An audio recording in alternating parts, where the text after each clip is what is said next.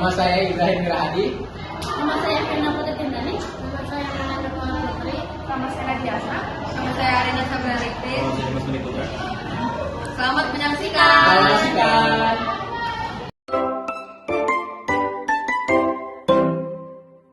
Foto Anies lagi purna tugas. Oh, Beliau purna tugas tanggal 10 November kalau nggak salah. Salam semua. Hari ini kita sudah berada di kediaman Bapak siapa kalau boleh tahu? Bapak Musa. Oke. Kita mulai aja Pak pertanyaan. Mungkin dari yang pertama, kalau awal pembentukannya sanggar ini apa sih Pak? Bapak kepikiran buat bangkit potensi apa tuh? Kalau awal pendirian sih sebenarnya karena memang dari masih kecil saya tuh umur 6-7 tahun saya udah saya ikutin perkembangan zaman, banyak juga teman-teman yang khususnya yang wanita juga begitu dewasa punya anak kita selalu dibuka dari beberapa itu ya. Awalnya cowok belajar jadi guru tari, lalu diturunkan generasi ke cewek, jadi sekarang pelatihnya udah selesai. Dulu awal-awalnya yang cowok sebelum saya, sekarang udah banyak cewek. Jadi dulunya tuh dari bela diri terus mulai ada tadi Ya, hari itu yang ketiga habis dari bela diri itu di sananya ada nama yang lain-lain dulu, baru terakhir tetap. berarti itu juga kesenian itu di satu tempat. Ya, Dan guru-gurunya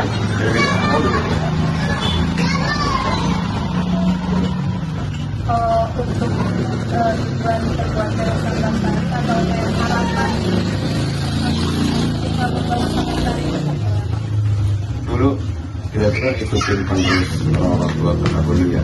Jadi istilahnya mohon maaf kalau bicara kesukuan, karena kami ini tradisi Betawi itu jangan sampai nanti hilang di generasi sekarang. Jadi ini salah satu bentuk kontribusi kita dari pihak pertahanan dalam pertahanan budaya. Nah itu sih dasar awalnya. mungkin kalau perbedaan sanggar tari yang Bapak diriin ini sama sanggar tari yang lain itu apa Pak? Kalau secara keseluruhan hampir sama. Bedanya kalau tari kita tuh masih pakemnya pakem tradisional. Ada yang memang yang udah modern, tapi kita pakemnya awalnya tradisional. Karena memang sugesti awal itu kita pengennya tradisionalnya jangan sampai hilang. Karena anak-anak sekarang ya bukan khawatir, memang udah terbukti sama tradisional itu kurang cinta. Karena memang yang dibahasnya kurang. Ini salah satunya ini bentuk kita tetap ada supaya tradisi itu tetap ada. untuk masuk ke sanggar tari yang Bapak mau pegang ini ada kriteria khusus gitu nggak? Awalnya sih kita belum bersifat komersil. Kita pengennya itu untuk keluarga dan anggota-anggota sanggar yang lain, khususnya dari silat nih ya. Dari silat dia punya anak, dia punya saudara, masuklah ke lestari. Dan itu kalau bicara komersil, sementara intinya beda lah. Kita nggak yang bersifat komersil banget. Karena memang tujuan kita itu awalnya. Kalau boleh tahu tempat latihannya bisa di mana ya Pak? Macam-macam. Kalau dulu, kalau sekarang kan di sini ada kalau nanti latihan juga. Tadi saya mau coba tamu di situ, cuma kayaknya nggak enak Pak situ. Kalau latihan mukul gitu. Kalau tari kadang di sini, kadang di situ. Karena ini karpet itu salah satu bentuknya untuk mereka juga. Karpet itu kita ngebuka, biarin dia pada latihan situ. Kalau matras, karena anak-anak tuh panas, pas dia gerakan muter tuh suka panas. Kalau ini nggak dia, nggak panas. Di sini, di situ nggak sih. Bagaimana cara Bapak untuk menarik anak muda biar tertarik sama sanggar ini? Yang pertama sih dari informasi dari orang ke orang ya, dari mulut ke mulut. Yang kedua memang ada media sosial yang ada itu generasi-generasi kayak kalian tuh yang pegang alat ini mereka yang lalu ada latihan yang mereka yang intensitas belajar dan segala macam.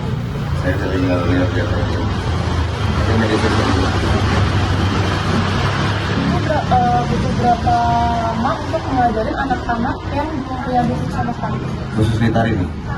Kalau di tari itu sebenarnya kalau dasar 2-3 kali pertemuan tuh udah bisa ya dasar. Cuma memang poliknya itu dasar biasanya mereka akan yang susah itu pas kaki.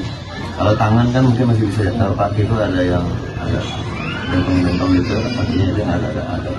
Ya mungkin kalau hitung pertemuan 3 atau 4 pertemuan dasar-dasar udah bisa. Oke Pak, Ya. untuk saya, apa tantangan dan hambatan yang dihadapi selama sanggar berdiri? Banyak banget ya.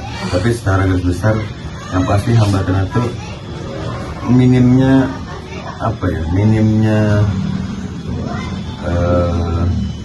kepedulian orang dewasa tentang tradisional khususnya tari kepada anaknya itu yang diwariskan itu agak minim.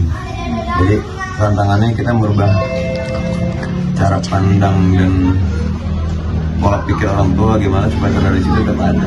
Karena memang kalau tradisi itu nggak bisa kita paksain, harus ada itu tantangan dan itunya itu minimnya kepedulian yang orang yang dewasa khususnya untuk tradisional diwarisin ke anak kita gitu rata-rata semua gitu. Oke Pak, untuk pertanyaan saya yang kedua, prestasi apa yang telah diraih selama sanggar ini berdiri? Kalau tari, jujur kita belum pernah dapat juara 1. Tapi kalau juara harapan atau di bawah juara 1 ya, udah ada berapa. Apakah ada keterbatasan untuk fasilitas atau alat kostum yang menghambat latihan? Maksudnya itu gimana? Kayak misalkan keterbatasan fasilitas. Oh, iya. Kalau di kita, untuk dasar-dasar kita masih punya tuh. Selain data, kita masih untuk dasar. Ada beberapa tuh ada. Kalau mereka yang baru-baru itu kan bisa dasar masih belum bisa. Belum wajib pakai pakaian. Jadi pakai dasar itu memang kita udah ada. Nggak ada hambatan itu. Pengalaman apa yang pernah dilakukan dulu tadi di sini selain mengajar di sanggar? Untuk mengajar di sini. saya kurang tahu. Maaf. Kayak misalkan pengalaman apa yang pernah dilakukan guru tari di sini Oh ya. selain mengajar di sanggar Ya. ini? Sebenarnya kalau kayak pelatih tari kita tuh bukan hanya di sini aja. Jadi kalau hari ini mereka hari Minggu di sekolah kita tuh ambil eskul. Eskul silat, eskul tari kita ambil. Kebetulan sekolah ada 8. Kita ambil tari itu 3 sekolah, 4 sekolah silat, 1 sekolah lagi tari dan silat. Ya 2 lagi jadi gitu. Jadi 4 yang silat, 2 tari, 2 sekolah lagi silat dan tari bareng. Jadi dia selain mengajar di sini, mereka ikut eskul di sekolah lain, sama juga ikut-ikut kayak event-event lomba. Gitu. Untuk pertanyaan selanjutnya, siapa saja sih Pak pihak yang terlibat dalam pembangunan sanggar tari ini? Rata-rata sih satu perguruan dulu kita, teman-teman yang memang notabene mau melestarikan tradisi khususnya di tradisi tari kan. Tapi banyak juga orang-orang di luar sanggar kita yang ikut berkecimpung seperti penasihat dan lain-lain. Memang kita sengaja ambil pengawas itu, kita ambil dari eksternal supaya bisa kalaupun kita ada hal yang kurang baik, mereka bisa nasihatin. Nah aja kita ngambil dari internal, kita di luar, contoh pengurus RT dan RW, kita ambil untuk bagian penasihat dan pengawas. Jadi untuk mengawasi dan menasihati kita, jadi kita yang bagus. Pak, untuk yang terakhir, apakah ada kegiatan lain yang dilakukan sanggar tari ini, mungkin selain belajar nari atau silat gitu? Ya, kalau kegiatan lain, insya Allah sih kami rutin. Hari ini tuh kami udah di umur 9 tahun. Setiap tahun ulang tahun sanggar tuh kita ada kumpulan donasi kita masing-masing pribadi anggota. Macam-macam tuh. Mungkin tahun ini sunatan masal, besok santunan yatim dan lain-lain. Tapi setiap tahun kita rutin di bulan November. Acara di sini atau di samping. Kalau teman-teman mau cek nanti boleh main-main aja di November, insya Allah ada. Kegiatan kita rutin setiap tahun. Jadi memang kontribusi kita melestarikan itu sekaligus mengenalkan juga ke masyarakat. Terima kasih Pak. Sama-sama.